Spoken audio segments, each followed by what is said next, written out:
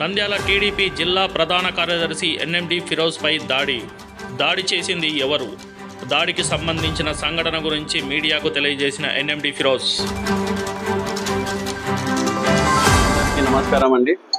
నిన్న మధ్యాహ్నం నుంచి నాకు ఎంఆర్ రెడ్డి అనే ఎవరో వ్యక్తి ఫోన్ చేసి నేను ఫలానా డ్రైవర్ని, నా బ్యానర్లు, మా నాయకుడు బ్యానర్ ఎందుకు తీశారని చెప్పాడు. నేను నిద్రలో ఉంటే నేను అన్నాను, సరేలే నేను తర్వాత మాట్లాడతాను, లేకపోతే ఆఫీస్ దగ్గర రమ్మని చెప్పాను. లేదు మా నాయకుడు బ్యానర్ ఎందుకు చింపినారంటే నేను అన్నాను, అది జనసేన ఫంక్షన్, అది నాకు సంబంధమే లేదు. అది నేను అన్నాను ఊర్లో కాబట్టి అది ఏమంటే గ్రూపులు ఉంటాయి, నాకు సంబంధమే లేదు అని అన్నాను. సరేలే నీకు తర్వాత మాట్లాడతానని మా వాడు అలీతో మాట్లాడుకున్నాను అని అలీ నంబర్ ఇచ్చాను. సరే అని నేను ఏం పట్టించుకోలేదు. సరే తాగి ఉన్నాడు కాబట్టి ఏమంతా పట్టించుకోలేదు, నార్మల్ ఇట్లా కాళ్ళు వస్తుంటాయి కదా అని నేను ఏమంతా పట్టించుకోలేదు. సాయంత్రం కరెక్ట్ 7:30 అప్పుడు ఇద్దరు గేట్ బయట మా గేట్కి బైక్ అడ్డం పెట్టాడు. నాకు ఎవరో వచ్చి అన్న ఎవరో గేట్కి బైక్ అడ్డం పెట్టాడని చెప్పారు.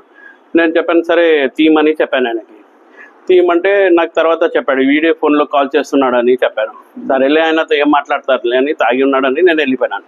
ఇంకా కార్లో, నా ఫ్రెండ్ కార్లో నేను వెళ్తుంటే పరిగెత్తి వచ్చేసి కారు అద్దాన్ని గప్పని గుద్దినాడు. నేను ఏమన్నా యాక్సిడెంట్ అయినా అనుకని బ్రేక్ కొట్టాను. ఏం రాన్నాను, మా నాయకుడిని అట్లా ఇది దూరం పెడతారు మీరంటే, అరే నాకు సంబంధం లేదురా బాబు అవన్నీ, నువ్వు ఎందుకు నా మీద ఇది చేస్తున్నావు అని చెప్పాడు.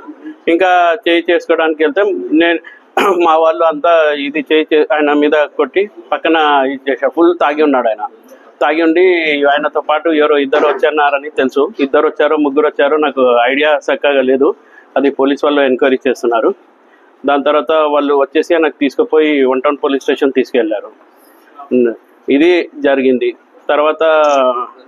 దాని తర్వాత ఆయన ఏమన్నాడో తెలియదు కానీ సిఐ గారు అందరూ ఎంక్వైరీ చేస్తున్నారు, దాంట్లో ఏం నిజాలు ఏముందా, ఆయన ఎందుకు వచ్చినాడని. సరేలే నేనేమంటానంటే, రాజకీయం ఉన్నప్పుడు అన్నీ ఉంటాయి కానీ ఇట్లా పర్సనల్ గ్రజ్లు పెట్టుకోకూడదు. మన నంద్యాలలో ఇప్పుడు వరకు ఎంతమంది నాయకులు ఉన్నారో ఎప్పుడు ఇంత పర్సనల్ గ్రజ్ ఎప్పుడు పెట్టుకోలేదు.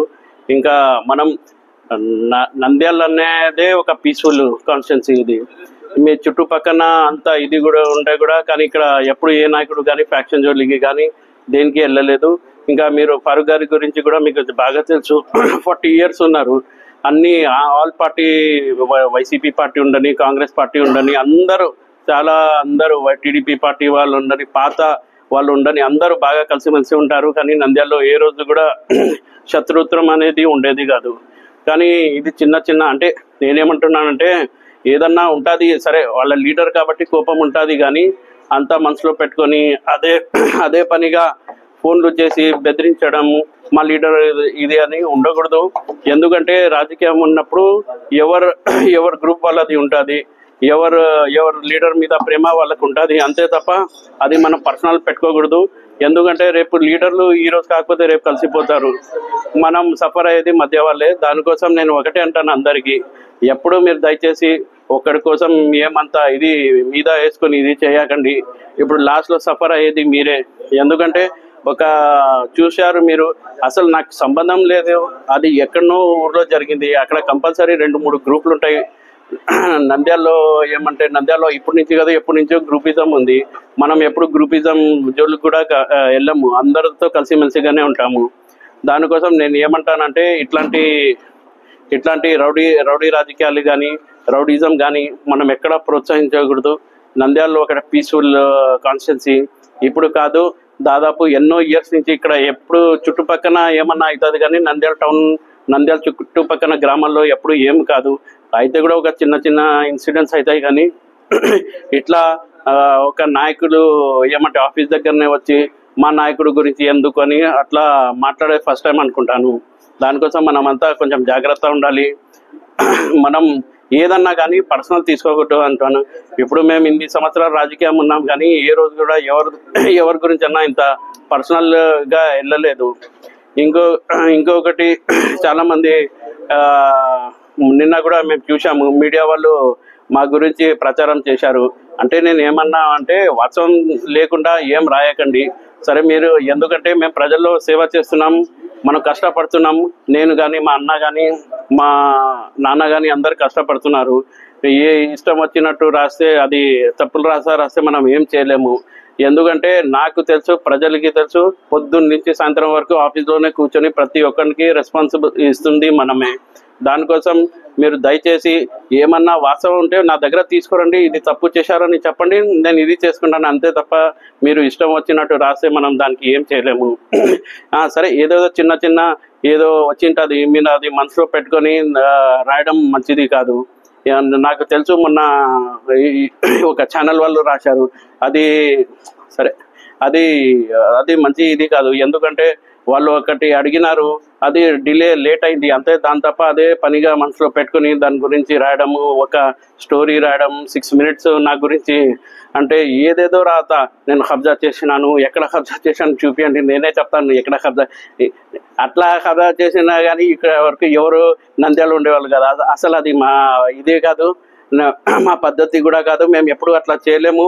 అసలు మా స్థలాలే మేము ఇచ్చినాం, కానీ ఎవరి స్థలాలకి ఎవరి జోలికి కూడా వెళ్ళలేదు. దానికోసం ఇదంతా తప్పు ప్రచారం చేయడం మానేసేయండి. ఎందుకంటే మీరు రాస్తే కూడా మేము ప్రజల్లో ఉంటాం, మీరు రాకపోతే కూడా మేము ప్రజల్లో ఉంటాం. మాకు ఒకటే తెలుసు, ప్రజల్ని సేవ చేయడం. ఎందుకంటే మేము ప్రజల నుంచి గెలిచిన వాళ్ళం. దానికోసం ఇప్పుడు ఎవరన్నా అంటారు, ఫరూక్ కొడుకు ఎందుకు మొత్తం ఆయన తిరుగుతున్నారు? ఎందుకంటే ఎలక్షన్స్లో ప్రతి డోర్ టు డోర్ తిరిగి నేను ప్రతి ఒక్కరిని నేను ఇది చెప్పాను, నేను కంపల్సరీ నేను ఉంటాను, మా నాన్న ఉంటారు, నేను కంపల్సరీ ఇస్తాను. ఎందుకంటే వాళ్ళు నాకు ప్రశ్నిస్తారు, ఏమయ్యా నువ్వు ఎలక్షన్స్ అప్పుడు చెప్పినావు, ఎక్కడ ఉన్నావు అని అడుగుతారు. దానికోసమే నేను ప్రజల్లో తిరుగుతున్నా. అది తిరగడం నేను తప్పైతే ఇంకా ఏం చెప్పలేను. ప్రతి ఫరూక్ కొడుకుని అన్ని చూసుకుంటాడు అంటే, అరే ఎలక్షన్లో తిరిగిందే ఫరూక్ కొడుకు మీద వేసుకొని మేమే కదా చేసింది. ఇప్పుడు ప్రజలు నాకు అడుగుతారు కదా, కంపల్సరీ నువ్వు తిరిగినావు కదా, నువ్వు వాగ్దానం ఇచ్చావు కదా, ఎక్కడ ఉన్నావు అని అడుగుతారు. దానికోసం తిరుగుతాను. అది తప్పు అంటే నేనేం చేయలేను. దానికోసం నాకు కూడా నంద్యాల వాసిని నాకు అంతే నాకు కర్తవ్యం ఉంది, ప్రజలకి జవాబుదారీ ఇచ్చేది. దానికోసం నేను ప్రజల్లోనే ఉంటాను. ఇంకొకటి, నంద్యాలలో నిన్న జరిగిన సంఘటన కూడా మనం పెద్ద అంత ఇది చేయలేదు, అది ఇన్సిడెంట్స్ అవుతుంటుంది. కానీ ఒకటే చెప్తాను, ఇట్లా నంద్యాలలో ఏ రోజు కూడా రౌడిజం కానీ, ఫ్యాక్షనిజం కానీ, భూ కబ్జా కానీ మనం ఎంకరేజ్ చేసే ప్రసక్తే లేదు. ఎవరన్నా ఏమన్నా మనసులో ఉంటే కూడా నాకు వచ్చి చెప్పండి, అంతే తప్ప మీరు అదే పనిగా పర్సనల్ గ్రడ్జ్ తీసుకొని నా మీద ఇది చేయడం తప్పు. అది ఏమన్నా ఉంటే మీరు కూర్చొని మాట్లాడండి, అంతే తప్ప నాకు ఎవరితో, ఇప్పుడు కూడా చెప్తున్నాను, ఎవరితో శత్రుత్వం లేదు, ఎవరితో ఇది లేదు. నాకు అందరు మిత్రులే. అక్కడ వైసీపీ వాళ్ళు కూడా నాకు మంచి ఫ్రెండ్సే, టీడీపీ వాళ్ళు, అన్ని వర్గాల వాళ్ళు నాకు ఫ్రెండ్సే. అంతే తప్ప నంద్యాలలో రాజకీయం వరకే మాకు శత్రుత్వం, దాని తప్ప మాకేం శత్రుత్వం కూడా లేదండి. Thank you.